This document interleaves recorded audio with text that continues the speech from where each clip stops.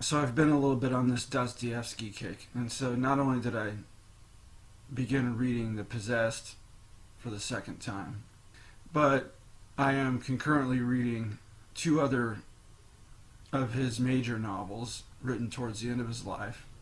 Crime and Punishment, which I'm sure you've heard of. Everybody's heard of Crime and Punishment. And the other one is The Brothers Karamazov. And that one is a little bit, I don't know if I'm equipped to even judge the books yet, since I'm not very far into them. But The Brothers Karamazov has a reputation for being a very deep and spiritual book, embracing some of the virtues and values of the Orthodox Christian Church, the Eastern Orthodox Christian Church. A very deeply religious book. Now, Crime and Punishment might also be considered a religious book. Back to Crime and Punishment. This character, Raskolnikov. Okay.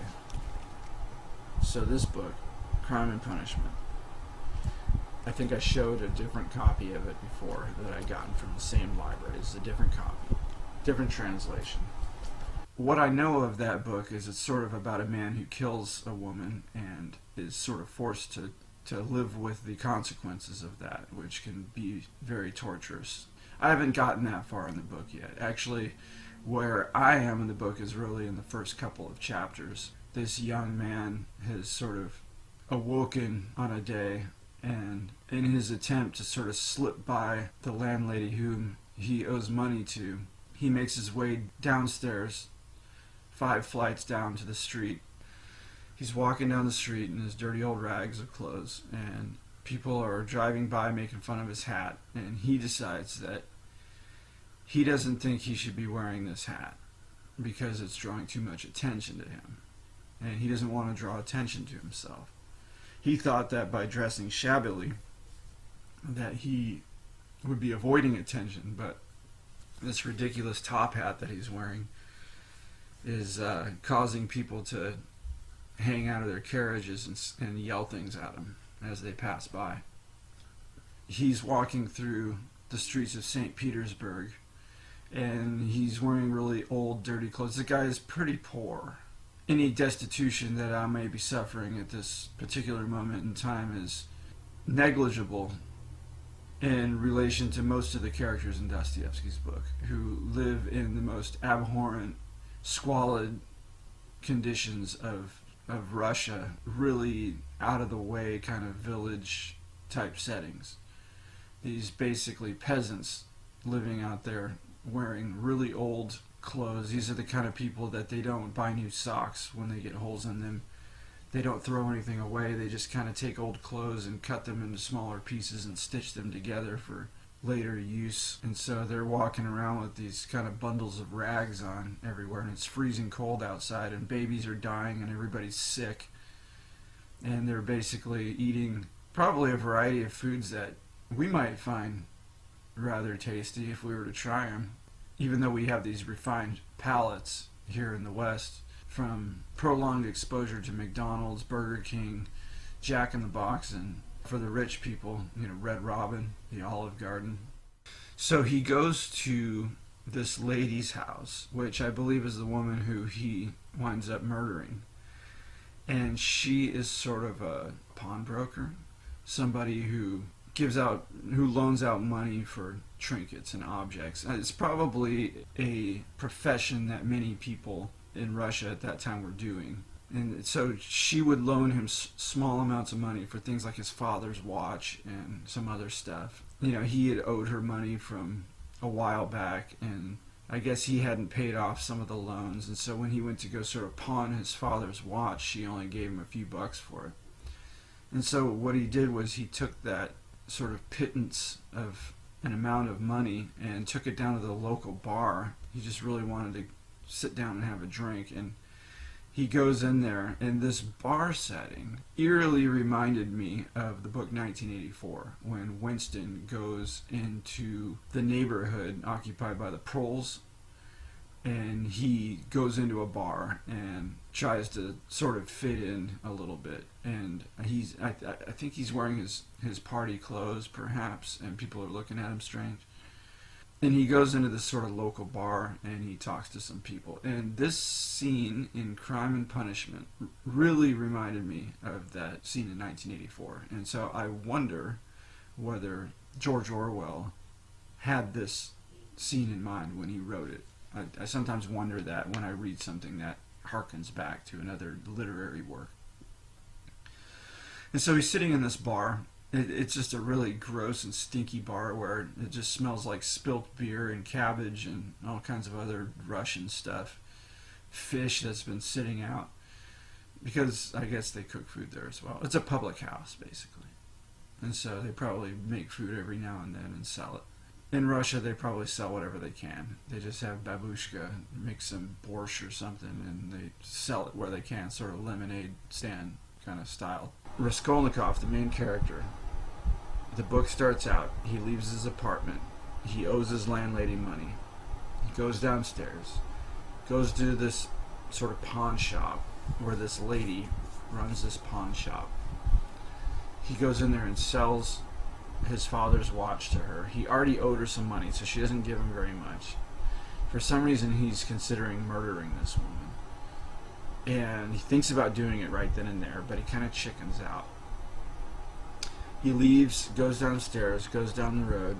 He's basically wearing these old torn up clothes. And so what's revealed about him is that the guy was recently a student and has left college. I don't think he's completed his work, but he can still go back. And he is not doing anything with his education. Like, he's got the opportunity to be a tutor and to teach kids or whatever. He's not doing that. And the guy's barely scraping by. He owes his landlady a bunch of money. He's about to get kicked out. He just sold his watch for a lot less than what it's worth. He takes the money and he goes down the street to a bar. And while he's in the bar, he meets this guy. And so he's sitting there, and this kind of curious looking man comes in. And apparently the bar owners actually all know this guy because he's been showing up talking to people and talking to them lately. And this guy sort of sees Raskolnikov sitting there and decides to come over to him and strike up a conversation. And he sort of comes up to him with this sort of pretentious air. Well, first Raskolnikov looks at the guy and thinks he looks like some sort of a retired clerk or some kind of bureaucrat. And the guy kind of looks at him and kind of looks condescendingly, says, well, you seem like kind of a smart guy, you know, even though you don't really look that impressive. And the man sits down and proceeds him to tell this horrible story of how he took his family's money and just completely squandered it. And just, he at one point had gotten a job. He was really poor to begin with. His family was renting this horrible portion of a room, and he had all these kids, and his wife was doing what she could to make ends meet. His 14-year-old daughter became a prostitute and had to carry what's called a yellow card, which is, you probably heard of the band, maybe. Yellow card. The yellow card is something in Russia that basically when you get busted for prostitution, the police, they confiscate your passport, because in Russia in those days you needed a passport to sort of travel around. It's like how we have to carry an ID here. Well, you can't travel in any way without a passport in 19th century Russia. And so if a girl gets busted for being a prostitute, they confiscate her passport and replace it with this yellow card. So they force his daughter to carry a yellow card because she was the one who was supporting the family now through her prostitution. So this guy took the rest of her money and spent it at the bar getting drunk. And he's telling Raskolnikov this story, and Raskolnikov's kind of considering his own sort of plight and how he's unable to really pay his bills. And he's a young, able-bodied man, and educated at that, and so he should be able to sort of pay his bills, but he's just really struggling. But this guy who comes in and starts talking to him is utterly hopeless. This guy in his 50s who's just, his family is at the mercy of his drinking binge. He got a job for a little while, and once he got the job, his wife started actually like really treating him well and cooking for him and all this stuff, and he ended up selling off the clothes that he was wearing at his new job, and so the guy's basically at this point completely hopeless. And after he finishes telling Raskolnikov the story about how he just squandered the remaining pocket change that his family had to their name, Raskolnikov just like can't believe this story, and he gives him what little change he has. I mean, he has nothing, and he feels so bad for the guy. He just gives him the rest of his money. In fact, I think what happens is he ends up going back to the guy's apartment, and he witnesses and sees the guy's family, and they're like beating the daughter, and just like they're beating the kids because the kids are crying because they're hungry, and the mom's just beating them to get them to shut up. And so he feels so bad for the family, he just takes what little he has left of the money that he had just pawned his father's watch, and he had a couple drinks at the bar, and just whatever change he had left, he just kind of left it on the counter for this family. He felt so bad for them. This man who is this miserable dude who basically squandered all of his family's money, and his daughter is now prostituting herself in order to support him and his wife and his other kids. And he's allowing this to happen because he's a drunken idiot, and he basically, in that scene, he spends the rest of his family's money on getting drunk in the bar. Raskolnikov feels bad for the guy, goes back to his apartment with him, sees his wretched family with the guy's wife who's just screaming at him and pulling the guy's hair out, dragging him around by his hair, and he's letting her do it because he knows that he deserves it. Like he's so self-loathing that he allows his wife to just beat on him over what he's done. And the kids are crying and screaming because they're hungry, and she's beating the kids because they're making too much noise. So she's beating these kids who are crying because they're starving. And meanwhile, his like teenage 14-year-old daughter is like sitting in the corner, and she's been prostituting herself all week. And she's supporting the family, and he just spent the rest of her money that she earned by having sex with perverts, basically. So Raskolnikov feels terrible for these people. I mean, it's the most abject scene you can imagine. This family, like just the destitution of this family, and like the hopelessness of what they're facing at that very moment in time.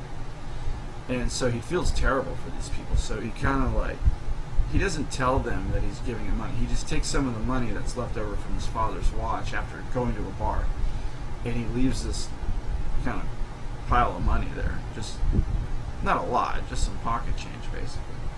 And then he leaves. One detail I left out: after he got done pawning his father's watch, he seemed to be thinking in his mind about killing this woman, the pawnbroker, the woman who is loaning him the money, his creditor. He is considering killing this woman, and I don't know why, because he's depending on her financially. But for some reason, he seems to have this murder fantasy. And I believe he went to her apartment actually to do the deed and kind of chickened out once he got there. Like as soon as she turned her back, he probably thought about how he was going to like beat her brains out, but just decided in the moment not to do it. I imagine if you put yourself in the shoes of such a person, that they might have many false starts if they're not completely dedicated to the project at hand. It doesn't really explain it. It just kind of hints at it. The narrative sort of hints at the fact that this guy's thinking about killing this woman. And what's interesting about Dostoevsky's book is they're not really written in the third person. They're sort of written in the first person, but from a sort of detached, sort of local bystander. Somebody who just kind of lives in the town, but is kind of a nobody. That's how The Possessed is. It's written from the point of view of somebody who plays a very minor role in the story, and who just sort of pieces together all these facts and compiles a story out of it. It kind of reminds me, in a way, of what Solzhenitsyn did later after his experiences in the Gulag Archipelago. He pieces together this very large story from all these. It's sort of a memoir, a collective memoir between he and basically anybody who he later comes into contact with who has experiences in this gulag life, and other people who experienced the archipelago in their own ways, and his correspondences with these people and their accounts. You know, you can't really say that the Gulag Archipelago is necessarily a history per se, quote unquote, scare quotes, history. It is more of a memoir. And so I don't want to say it's a work of fiction. Some people, especially people on the left, have said, oh, it's just made up. It's none of that stuff's real. You know, they don't want to believe that socialism can lead to such horror. But in fact, it did happen, and it's well documented. But this book in particular, I'm talking about the Gulag Archipelago now, not Crime and Punishment.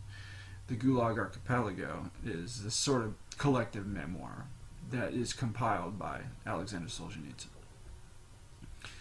So yeah, so Crime and Punishment has this sort of undertone that this guy wants to kill this lady, and I believe that he does. I've read a little bit about the story, I've heard a little bit about it, and that this guy ends up killing this woman, and that I guess the remainder of the story is him sort of dealing with the fallout of this murder that he's committed, and sort of the psychological turmoil that goes along with it. And so it's kind of revealed that Raskolnikov is not very good with money. He's very irresponsible. He's not taking matters into his own hands. He's kind of being a bitch. He's not really being a man and taking care of himself. In fact, it's revealed in the next scene that his mom and his sister are subsidizing his living, and they don't have anything. And so he's letting his mom send him money when he could be doing. He's an able-bodied young man. He's a good-looking dude. He doesn't have really any nice clothes, but he's just being complacent and kind of settling for this kind of low existence. So he goes back to his apartment, and now what I find is interesting is in Tristan Haggard's expose on The Possessed, or Demons, by Dostoevsky.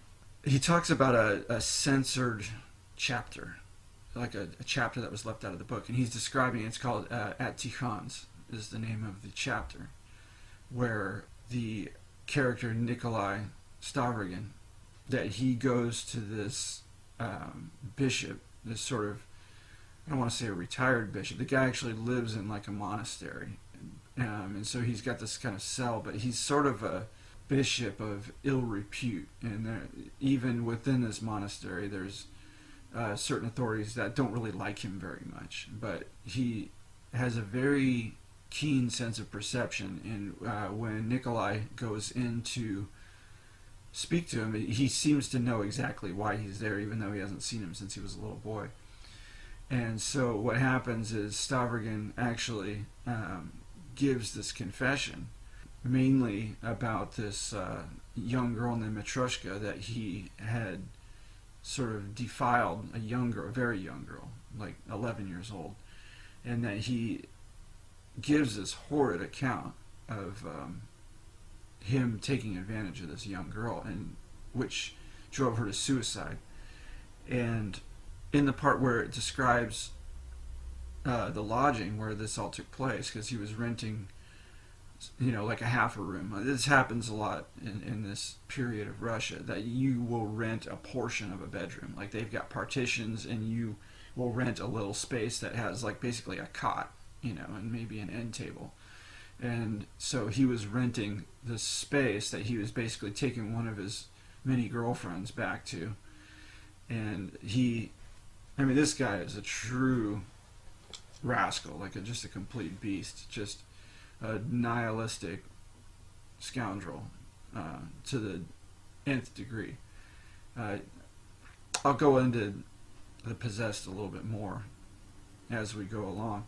But the scene, the apartment on the 5th floor, kind of like in Crime and Punishment, he's describing an apartment very much like the apartment that Raskolnikov is renting. And as you're reading this censored chapter at Tikhon's in The Possessed, it's describing this apartment very much like the apartment that Raskolnikov is renting in Crime and Punishment.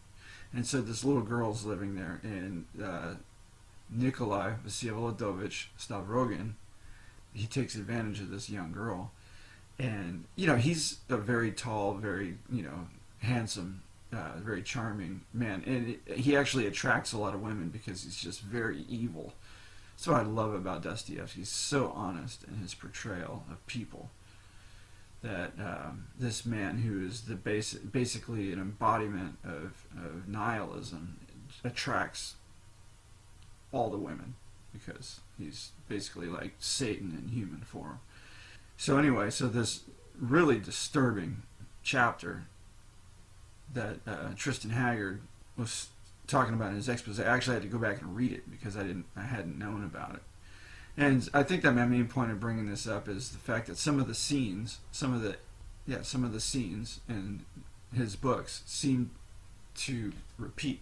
There's a geography that is consistent throughout his books. If you read White Nights by Dostoevsky, which I read like 20 years ago, some of the scenes even from that story that all takes place in St. Petersburg, in the 19th century. So there's a lot of overlap with the geography of these stories.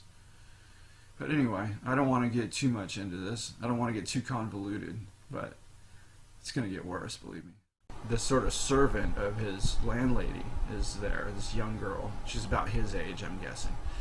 And she delivers a letter to him from his mom. And he's like, okay, well, get out of here. I want to read this letter. And so he starts reading the letter. And his mom is sort of pouring out her devotion and dedication to him and how she's doing everything she can to send him money. And she sends it, there's some money enclosed in the envelope. And she tells him the news about his sister is getting married. So his sister's getting married to this guy who's this pretty wealthy business owner. And this follows this really bad scene where this guy getting to marry his sister was almost a sort of consolation prize of this really humiliating thing that happened to his sister, where she was accused of trying to sleep with this other woman's husband, which she didn't do. The guy was making advances on her, and she was saying, no, this is not right. You're a married man. What are you thinking? And so somehow it gets twisted around where she was the one trying to seduce him, and her name was dragged through the mud, and she was treated horribly by all these people. Just basically everyone in town was calling her a whore and all this stuff. And it was the guy's wife who was telling everybody this. And then she found out that it was really her husband that was doing it. I don't know if he confessed it to her. Somehow it came out that it was really him that was trying to hit on Raskolnikov's sister. And she basically went around apologizing to everybody and told everybody the truth. And so, as a sort of consolation prize to this girl, this woman sort of offered up her, sort of wealthy business owner, I don't know if it's a brother or what, but somebody in her family. And so she arranges a marriage because she ruined this girl's reputation by going around telling everybody in town she's a whore, or trying to seduce her husband. So she feels really bad. I mean, the woman feels bad about what she did. And in the meantime, the girl made no attempt to try to, defend herself. She just kind of accepted everybody's abuse. And they were going to lynch her for this stuff. And so this woman sort of offered up this kind of well-to-do business owner as a husband for Raskolnikov's sister. And the mom is describing this in this letter, and it's kind of funny because it's plain as day to the reader that the mom is totally deluded as to what's going to happen. Like, she's saying that the future is looking really bright, she's going to marry this guy and he can give you a job, and then you can work, and meanwhile mom and sister are doing everything they can. They're sending him what little money they have, where he could be supporting himself. He's being totally negligent and complacent and lame. He's being a total bitch. And his mom encloses what money she can. She owes money to this other guy. She's got this creditor that she owes money to, and she's paying him high interest, and the only thing she can do is knit these garments in order to earn money. And it's just, she's not going to earn anything, but she's basically saying that, okay, so now your sister's going to marry this dude. We're going to move to St. Petersburg, I think it is. And she's going there with nothing. She's basically showing up with $5 in her pocket, thinking that this guy's, and she's like, oh, well, he's not going to let me live with them in the house. I'm going to have my own place. So this guy's a jerk. Like, this dude, like, he's got a business, but he doesn't want to do anything for Raskolnikov's mom or sister. He's just like, okay, well, I'll marry the girl, but, you know, you guys are kind of on your own. You know, like, I'm not going to be around.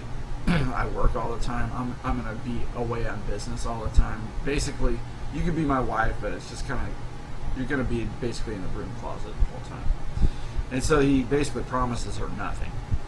And the mom thinks that he's going to give a job to Raskolnikov, and Raskolnikov's reading this letter going, like, Mom, why are you being a fool? You're being an idiot. This guy's not going to give me a job. He doesn't even want to work with this guy. He actually kind of wants to kill the dude. He's like, I will not let this guy marry my sister. He's thinking in his mind, he's like, this is not happening on my watch. And but he's trying to figure out how he can prevent it from happening, because he really doesn't have any right to, like, tell his sister you can't marry this guy. Oh, and not only that, but the business owner guy doesn't even want to pay for the transportation for her mom to get to St. Petersburg. She's going to have to basically ride on an ox cart to get there. So he's paying for their luggage to go, but not for them. You know, their personal passage is on them. He's not paying for anything. He's got money, and he's doing nothing for these people. So Raskolnikov's thinking about how he can prevent this from happening. After Raskolnikov was pondering all the implications of the letter from his mother, and you know, what his sister was going to have to go through, and what his mother was going to have to go through, and the shame that he was going to feel as a result of all of this, with his sister going off and marrying this guy, presumably so that she could afford to support him in some way, whether it's, you know, this guy hiring him or some kind of subsidy. But he kind of saw through the delusion of his mother and their foolishness, and he realized that they're not going to get anything out of this guy. This guy's just going to marry his sister, put her on the back burner, do nothing for the mother, and she's just going to wither away into old age. And he is going to be completely humiliated and ashamed, you know, because he is an able-bodied man who should be working. He should be supporting them instead of the other way around. So he's really resentful about this whole idea. And I think that the purpose that this kind of serves in the story, this anger that he feels as a result of this letter he received from his mother, and the whole idea that his sister was going to basically put herself at the mercy of this guy she's not even attracted to, just in order to take care of him, almost kind of whoring herself out in a way. But they're doing it because they love him, because, you know, he's the beloved in the family, and they believe in him, and he doesn't even believe in himself. He has completely neglected his talents, and he's not working, he's not doing anything. He's just kind of wasting away. And they're willing to sacrifice everything for him. So this whole thing is making him pretty angry, and already there's this idea festering about him kind of wanting to murder and rob the pawnbroker. So he's already planning it, and he's thinking about it. He leaves the house and decides that he is going to contact an old school friend of his. So I think I had thought earlier that he actually spoke to the guy. So he thought about the guy and had seen the guy around town and was going to try and kind of hit him up for some work, because the guy was able to get him some students so that he could make, you know, at least some nominal money. He decides, not now, I'm not going to do it now. First I'm going to do this woman in. I'm going to kill this lady, you know. So he's got his mind set on wanting to kill this woman. And so he's like, I'm going to do the deed first, and then I'll go to Razumian, I think is his name, to seek some employment. And so he's thinking about all this, and as he's walking down the street, he sees this woman, this young lady, like presumably like 18 or 19 years old, and she's visibly drunk, and she's stumbling down the street, and her dress is sort of torn, and it looks like it's been haphazardly kind of tucked back, like someone had violated her, like she had either prostituted herself or somebody got her drunk and took advantage of her. And she was sort of drunk and kind of like hanging on this park bench. So Raskolnikov kind of went over to her, and he had noticed that there was this sort of man on the other side of the street kind of stalking her. And this part kind of harkens back to Dostoevsky's story White Nights meets sort of the love of his, the main character sort of meets the love of his life, this Nastyenka. He sees this kind of beautiful girl. This is a different story now. This is White Nights, not Crime and Punishment, where the main character, who never talks to any women ever, he lives in Petersburg, doesn't talk to anybody, has no friends, has no girlfriend, has no life. He's just a complete introvert, sort of a Nietzsche kind of a guy. So he sees this young lady who's like a potential suitor for him. She's, pretty and his age and everything, and he's totally scared to talk to her. He decides he's going to approach her, but she kind of looks at him and like gives him the body language, like, stay away. She doesn't want to talk to him. He could tell just right off the bat that she kind of freezes him out. And she keeps walking, and some kind of perverted guy sort of starts stalking her. So it's kind of the same situation as in this story. And this guy approaches this girl, Nastyenka. It turns out to be her name, unfortunate name. And so he kind of like flexes up on the guy and kind of scares the guy off. And so that sort of starts his conversation with this Nastyenka girl. And he sort of lays it all out for her and tells her, like, just kind of wears his heart on his sleeve. Just exactly how you don't want to be if you're trying to pick up on some chick. Like he's basically like, I'm a nobody, like I never talk to any women, you're the only woman that I'm ever going to talk to, like, so, don't shut me out, please. He's really being a complete beta male. And so she kind of, she's probably a little bit bored, and she's willing to humor this guy a little bit. She kind of sees that he's pathetic, but she lets him spit the line. And so she agrees to meet him later. And then when she comes back and he finally meets her, she says, I really shouldn't be leading you on here, like, just so you know, like, nothing is going to happen. He's like, no, it's okay. I just want to, be around you, smell your air, be around a woman, touch your hand, whatever it takes, because I'm, this lonely, pathetic guy. And so he tells her, like, his whole life story, and then he kind of elicits a little bit of her story, and it kind of comes out that when she was young, she had this blind grandmother who was like this seamstress, and she used to actually sew the little girl's garment to her garment so that she couldn't leave her side. And as it turns out later in the story, like, this guy kind of falls for this girl and really like falls like madly in love with her, and she can't come see him again because her grandmother won't let her. The same woman who like sewed her, to her clothes when she was a kid, wouldn't let her leave her side for 1 minute. Still won't let her leave her side for 1 minute, and tells her she doesn't want her seeing this guy. And so this chick disappears, and it's all about this guy just getting his heart broken, just losing any hope of love, ever. Like, this is like the last straw. This is like the only woman he's ever gonna try to be with. And she ends up saying, sorry, like, my grandma won't let me, bye. And she disappears, and he's just like basically screaming her name through the night, looking for her everywhere and can't find her anywhere. And it's kind of a sad story. It's a pathetic story. But anyway, so back to Crime and Punishment. Raskolnikov sees this debilitated, drunken, inebriated hooker, kind of, just a young woman who is at least taken advantage of at some point. crashing into this park bench, and so he sees this kind of pervert across the street who's stalking around her, trying to get her alone so he can like take her into an alley and have his way with her.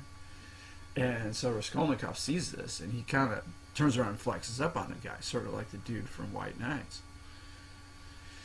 And the guy's like raises his cane up like he's ready to fight him, and he's gonna fight this dude. And this cop grabs him from behind. He's like, "What are you doing?"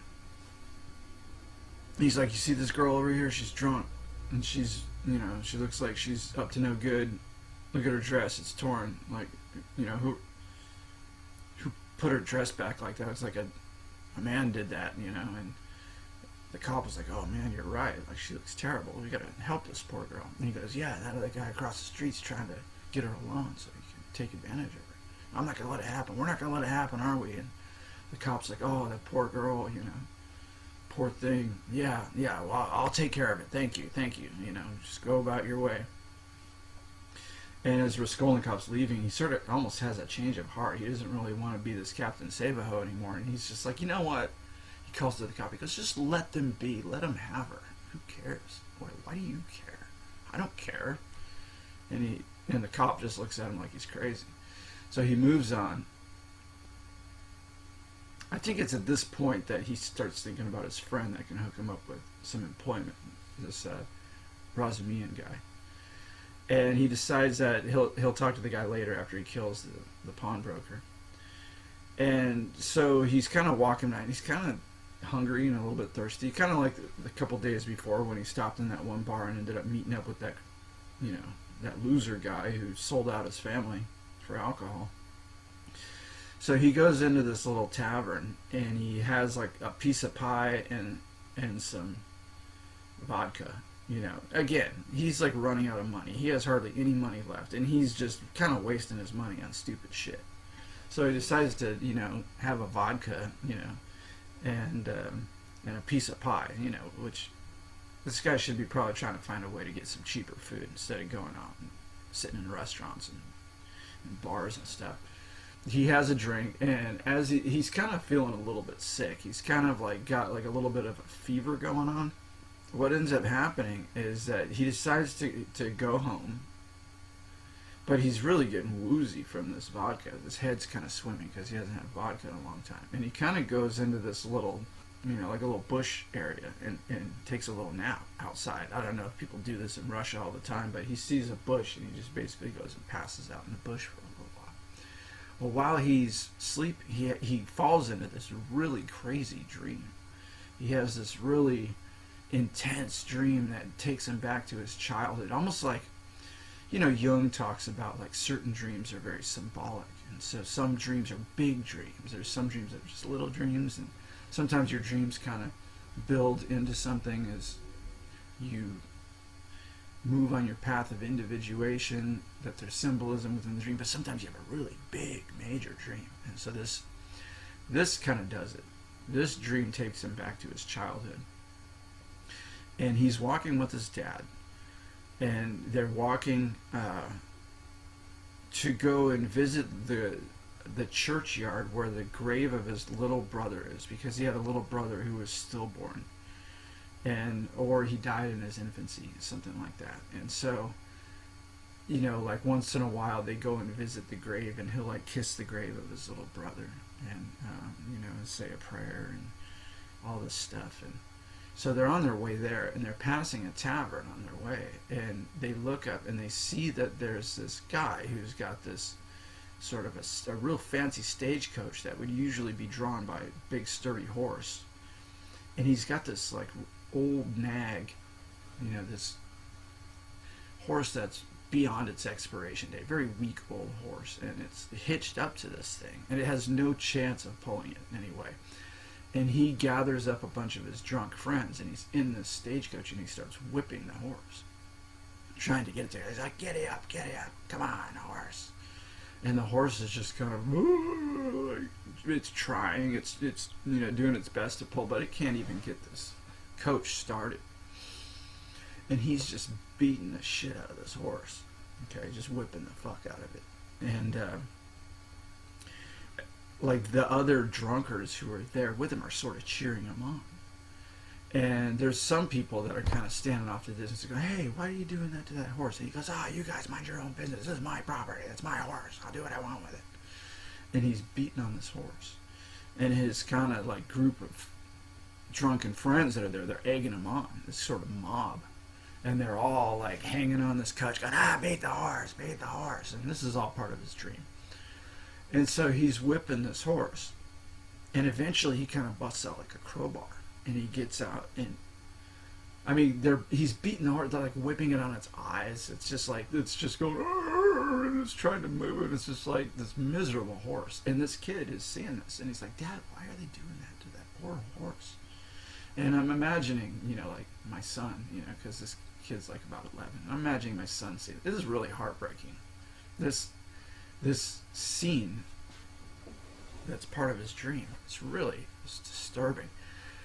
And this guy's beating this horse, and eventually pulls out like a crowbar, and he comes out with it and just starts beating the life out of this horse.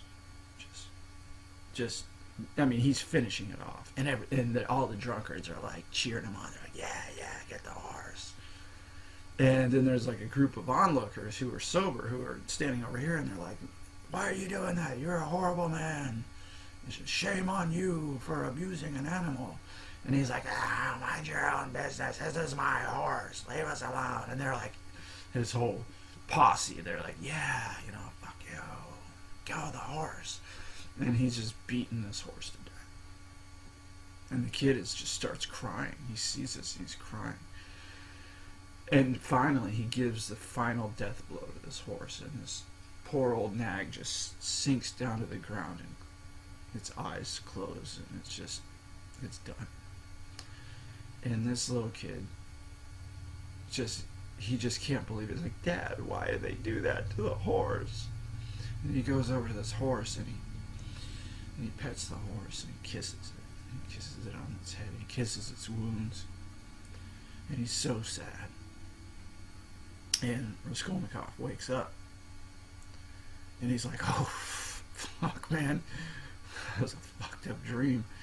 He's like, thank God it's not real. And immediately one of the first things he thinks about is this woman that he's been thinking about killing. And he's like, oh, am I really going to do that? Am I really going to take an axe to this woman and step in her blood and steal her things and, rob her and kill her? Am I really going to do this? And he decides to himself, he's like, I can't do it. Like I was there yesterday, and I thought about it, and I chickened out, and I left. I know that I can't do this. And so he decides to go home at this point. And for some reason, he decides to go the long way. Even though he's tired and sick and wants to hurry up and get home and lay down, he decides to go the long way by the Haymarket. And as he's passing the Haymarket, that's when he sees the sister of the pawnbroker. And he sees her cutting a deal with one of the vendors at the market. And she's making a deal, and she's like, I'll be here tomorrow, at this and this time. And, don't tell my sister about it. She doesn't know that I'm going to be here. So, don't tell her, because I guess the pawnbroker had a really strong, domineering kind of stranglehold on her sister. And so her sister is this really meek, quiet girl that is dominated by, her older sister, the pawnbroker, who's really, kind of a manipulative bitch. That's why he wants to kill her. She's just kind of a terrible person. And so he's got this fantasy in his mind and this plan to kill her. And he decides just 5 minutes before that he can't go through with it, and decides I'm going to forget about it. There's no way I'm going to go through with this. But for some reason, because of fate, somehow, he decides to go the long way home and passes by the Haymarket and sees the sister of the pawnbroker making an appointment with a vendor to meet with them. And I guess she's going to pick up some stuff, some hay or something, I don't know. And so at that point, then he knows for certain that the sister's not going to be around, and that he's going to get this woman alone, and then he's finally going to do the deed. And he sees it as a once-in-a-lifetime opportunity, and he knows that it's never going to happen again. It's never going to happen like this ever again. And so it's settled by fate, because fate brought him to that point to where he saw the once-in-a-lifetime opportunity, that he knew that he would have her alone, that he would have the opportunity to kill her. And so his mind is now changed. Almost as if it's not really his mind. It's just like the situation changed. And therefore his fate changed. Okay, so Raskolnikov is pondering the possibility of maybe trying to find a little bit of work. While he's out and about, he sees the sister of the pawnbroker that he wanted to murder. And he overhears a conversation that she's having where she reveals that she's not going to be home. And so the pawnbroker is going to be left in her apartment. He knows exactly when she's going to be alone. And so he's already been considering killing this woman, but he's already kind of decided that he's sort of chickened out. He's like, you know, I was over there the other day and I didn't do it. And, you know, he's been thinking about it, but he's like, I probably won't do it. But what happens is that an opportunity presents itself, because he sees her sister talking to some people, and she sets an appointment with these people for the very next day, and he knows that this is his opportunity. This is his golden opportunity to kill this woman.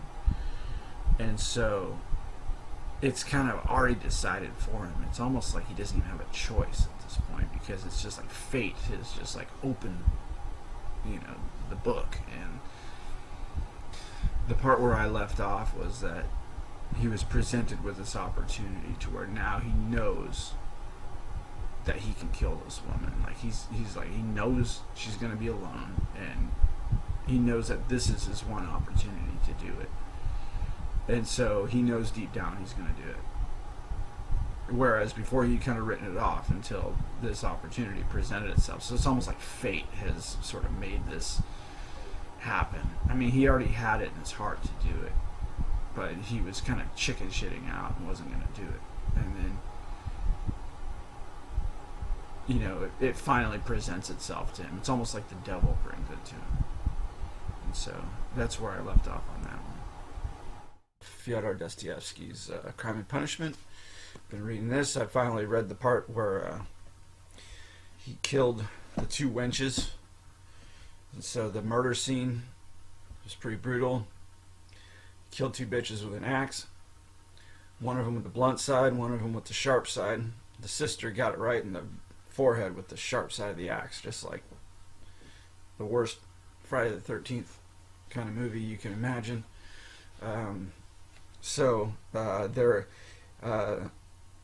When Raskolnikov committed these murders in Crime and Punishment, he ran into some problems right away. Someone came to the door, and he chained the door shut, and so they knew that the killer was in there at the time. Like, they had suspected that someone had broke in and actually killed the women, and it turns out they were right.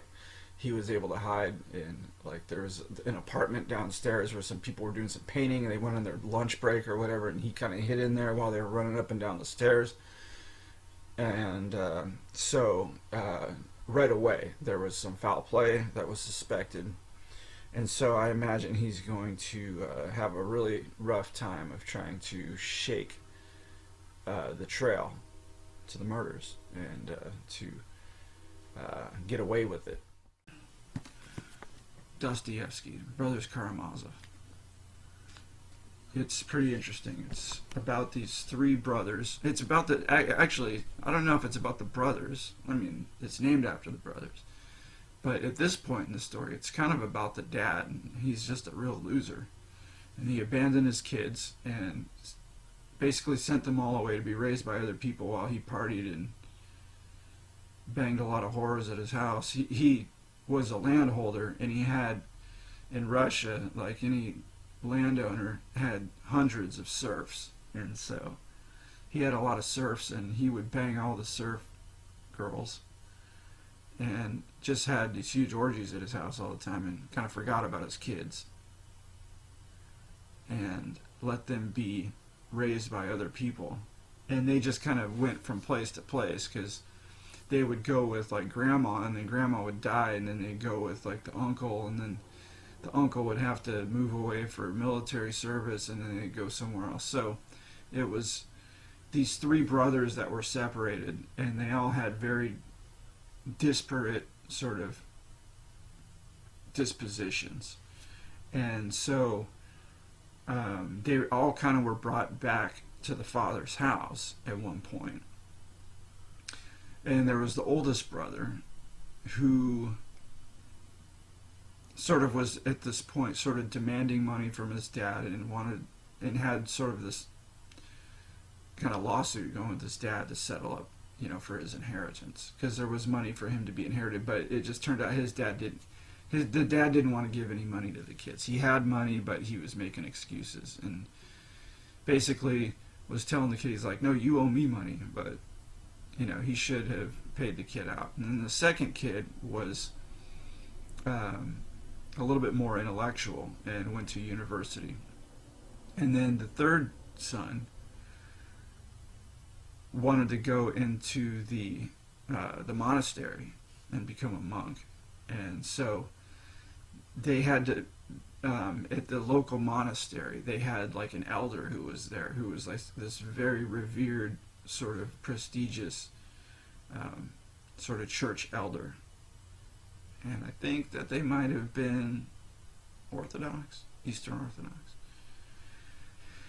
And so the father and the brothers, sort of just as a matter of ceremony, met with this elder, this church elder, and the dad just made a total ass out of himself. He was just a total buffoon. It was really, really funny, actually, reading it. And then there was his wife's cousin was present, and his wife's cousin kept apologizing for him,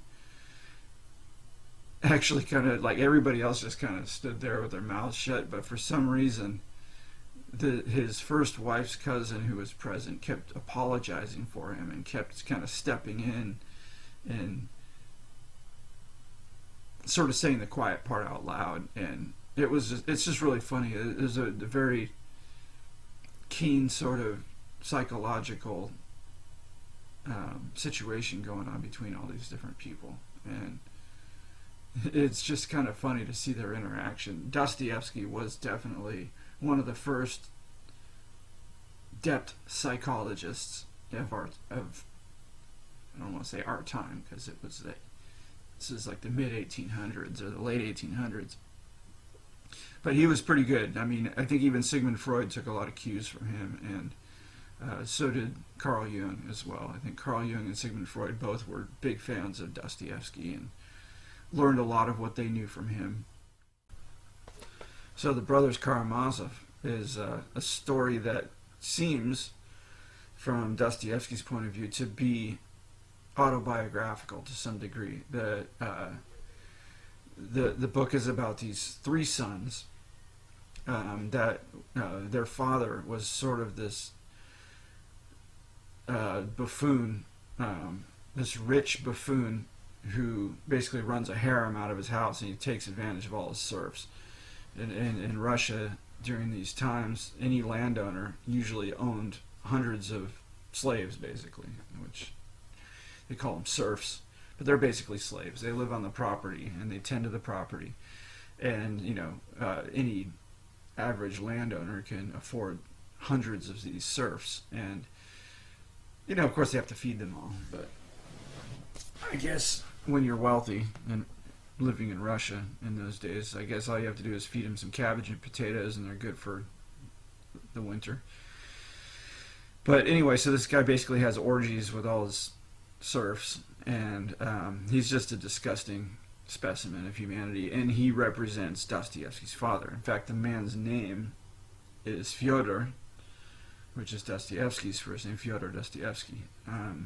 So this man, Fyodor Karamazov, who's the character in the story, who basically represents Dostoevsky's dad, all three of his sons all kind of come home at a certain point all at once. And so that's where the story begins.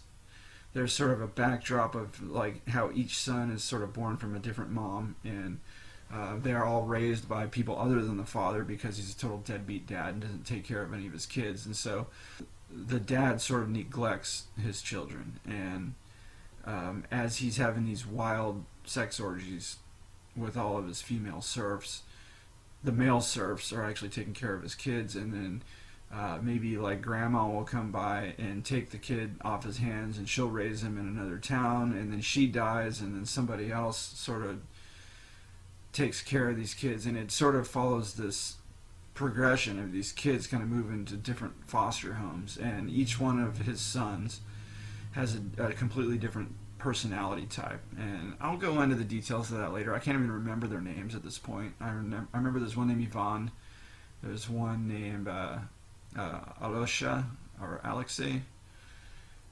In Russian you've got your diminutive name, so Alexei is a diminution of Alosha. And then what's his oldest sons? I think Ivan is the middle son. Dmitri is the oldest one. So there's Dmitri, Ivan, and Alosha. The youngest son decides to come back to his father's home, and he wants to become part of the clergy. He goes to a monastery and decides to pay service to a local elder. It's in the monastery, and these aren't Catholic monasteries. These are Eastern Orthodox monasteries, and this local elder is very highly esteemed man, and a lot of the local peasants come to him and ask for a blessing, or they ask for some kind of advice or counsel, and he sort of waves his hand and gives them a blessing and tells them not to worry and just always trust in God and all this stuff. And so the family decides to meet with the elder because the youngest son, Alexei, is going to become, he's going into the service of the monastery. So he's basically going to be a monk who's shut away for many, many years. And so they kind of go there to sort of pay their respects and see their son off. And the oldest son actually doesn't even show up. And then there's another guy who's like the kind of wealthy cousin of the man's first wife who died, who was Dimitri's mother. So this guy's like a cousin of Dimitri's mother, shows up, and for some reason, as this dad is making a complete ass out of himself in front of this church elder, this man, I think his name is, here's Brothers Karamazov. This guy, I think his name is Musov. I can't even read this right now. Father Zosima is the name of the elder, the church elder. And what is it? Oh, Musov, yeah. Peter Musov is, or Pyotr Musov is the name of the first son's cousin who comes out there, and for some reason feels the need to apologize for the behavior of the kid's dad who's there, because this guy makes the most utter buffoon out of himself. And it's funny because it kind of for some reason it kind of reminds me of somebody I know. I don't want to say anybody's name. I'm not trying to dox anybody right now, but this guy makes such an ass out of himself. It's just so hilarious. I was saying I like to read on the toilet. Well, I'm just sitting there on the crapper laughing my ass off reading this story with this guy making just such an ass out of himself, and this other guy getting so tits. Everybody else is just kind of looking down at the floor while dad's making an ass out of himself. But this one guy, for some reason, just feels the need to chime in and apologize for this guy. And it's just such a true expression of human nature and human psychology. I love Dostoevsky for this, so that's the reason I really want to exposit these books a little bit and just get into some of them, because as a psychology major myself, one of my degrees that I got in college is psychology. And I'll tell you what, I think anybody who wants to ever become a therapist or any kind of counselor or anybody who uses psychology in any manner of their life should read probably all of Dostoevsky's books. Another book I've been reading, Fyodor Dostoevsky's The Possessed. It's great. A really great book. It's kind of scary in a way, because it's one of those books that was sort of, in its time, sort of a prophetic book it sort of foreshadowed the communist revolution. It's basically about these socialists that basically turn this town upside down, and it has to be read to be appreciated. But I would recommend for anybody who's interested in socialism and where it started to read Dostoevsky's The Possessed. It's also called Demons. There's different versions of it. I mean, basically, there's two titles for it. The Russian title has been translated as The Possessed or as Demons, and you figure out why once you read the book. Without going too much into the political ramifications of it. Actually, let me go back to The Possessed for a second. So this book, The Possessed, this is my copy of The Possessed, which I have read all the way through now. And the print of this book, I don't know if you can see this. Look at this print of this book. Okay, here's the print of the book. The print is so tiny in this book. This book is the reason I started wearing glasses when I read. I never read glasses when I read until I got this book, and the text, the type, is so small that I actually had to buy a pair of magnifying glasses in order to read it. And actually, if you look at the girth of the book, it's really a pretty slim novel, like in this particular format. But if it was like a hardcover, it would probably be more like this, like if the print was normal size. So I thought this wasn't going to take me very long to read, and it really took me a long time. It took me a couple months to read it. Actually, it took me the better part of a year when I consider the other books I was reading at the same time. But I would say that, like, all told, it would be a couple months worth of reading. It's a pretty dense book with a lot of interesting detail.